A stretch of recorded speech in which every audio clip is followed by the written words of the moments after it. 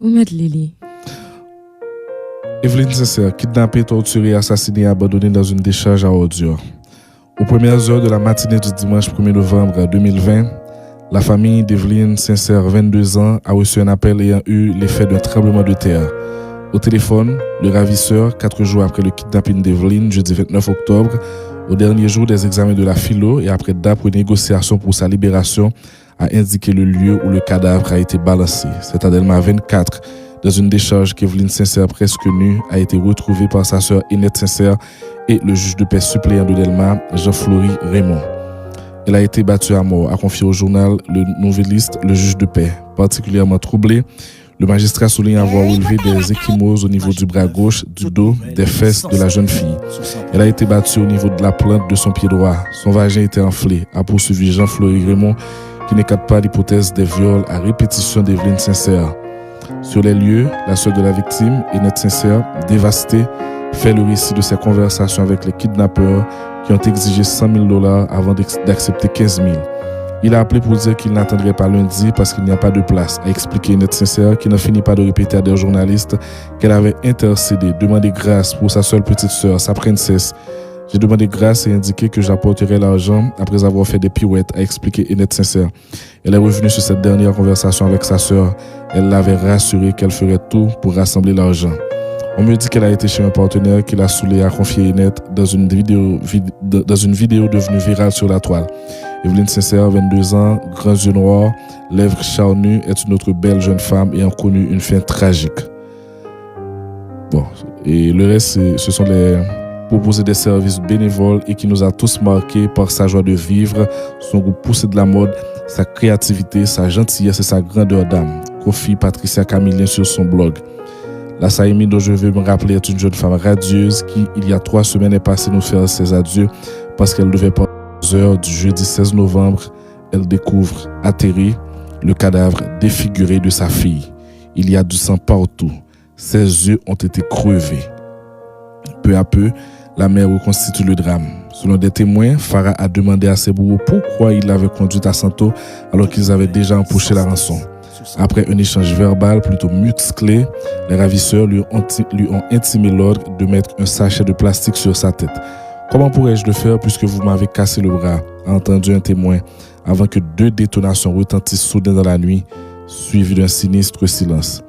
Étudiante en première année à l'école normale supérieure de l'Université d'État d'Haïti, Farah Kirby Dessous laisse derrière elle une mère éplorée qui n'a plus pour se consoler que son fils Alexandre Lecomte.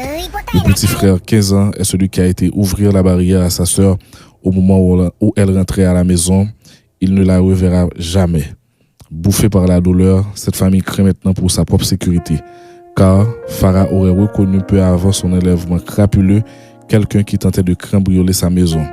Ce voleur, vraisemblablement, entretenait des liens avec les ravisseurs qui savaient depuis le tout début que Farah ne rejoindrait pas sa famille vivante.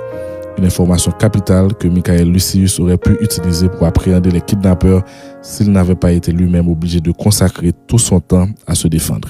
Robertson Alphonse. Là, nous en 2006. En 2015, kidnappé, torturé et assassiné. Lancy Esmerville, 23 ans, n'est pas là.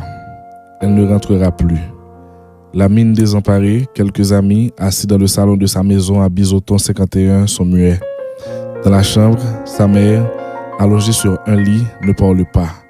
Le pas lourd, d'autres visiteurs soupirent, casse le silence dans ces lieux où l'on est chrétien pratiquant. La petite sœur de la victime, effondrée, puise en elle la force pour raconter ce calvaire. Vers 5h30 p.m., jeudi 3 décembre, Lancy Esmerville a été enlevée dans les parages de l'église adventiste Belle Étoile à environ 200 mètres de chez elle. Des témoins rapportent qu'on est parti avec elle dans une voiture noire, confie la petite sœur de Lancy. Angoisse, insoutenable attente. Le lendemain, les ravisseurs appellent à 13h25. Ils exigent une rançon de $150,000 américains. Ils font écouter un enregistrement. On entendait la voix de Lancy. Elle a dit qu'on la frappait. Elle a dit qu'elle n'avait pas mangé, explique sa sœur.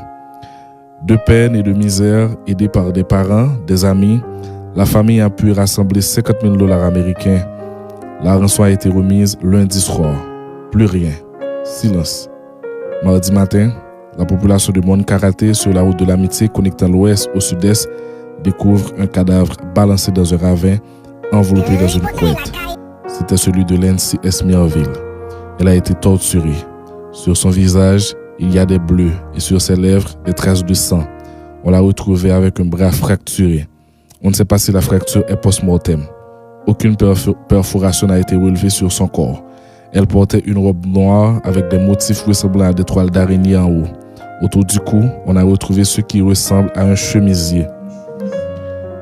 Il était noué comme s'il servait à la fois de bâillon et de bandage pour les yeux de la jeune femme, étudiante en agronomie à l'université Quisqueya, membre du comité de jeunesse dans son église, animatrice de l'école du dimanche à la MEBSH. Sa petite sœur l'a décrit comme une fille sensible, amicale, qui aimait tout le monde. Elle était aimable, sage, dynamique, confie Jonas Lawrence, journaliste, meneur de la petite chorale des Cœurs Unis de l'église baptiste de Côte-Plage de la MEBSH. Il a vu grandir Lancy qu'il considère comme sa fille. On priait pour sa libération, soupire Jonas Lawrence. Comme un pied de nez, un ultime acte de résistance face à la cruauté des kidnappeurs assassins qui ont tué et torturé Lancy. Patricia Camillien, directrice des affaires étudiantes de l'université Quisqueya, où tient les instants de vie. Le feu sacré qui brûlait de cette jeune femme. La Saïmi, dont je veux me rappeler, est une jeune femme remarquable, aimable et souriante qui est venue à la DAE par un beau jour de septembre proposer des services bénévoles et qui nous a tous marqués par sa joie de vivre, son goût poussé de la mode, sa créativité, sa gentillesse et sa grandeur d'âme, confie Patricia Camillien sur son blog. La Saïmi dont je veux me rappeler est une jeune femme radieuse qui, il y a 3 semaines, est passée nous faire ses adieux parce qu'elle devait partir aujourd'hui, 9 décembre, continuer ses études au Canada. Une belle et brillante jeune femme à qui je disais alors qu'elle et sa contagieuse folie nous manqueraient, témoigne Patricia Camillien.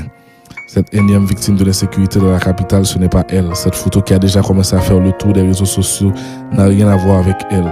Notre Saïmi célébrait régulièrement avec des statues qui nous faisaient souvent sourire sa similitude. C'est ainsi qu'elle aurait voulu que nous nous rappelions d'elle. C'est ainsi que nous nous rappelons d'elle. Appelle-t-elle en souvenir de cette jeune femme qui adorait aussi se faire prendre en photo, les yeux grands ouverts et ce sourire qui distille un bonheur contagieux. Sur la toile, il y a une avalanche de commentaires exprimant peine, consternation et colère. La date des funérailles n'était pas encore connue. C'est en 2015 et en 2020.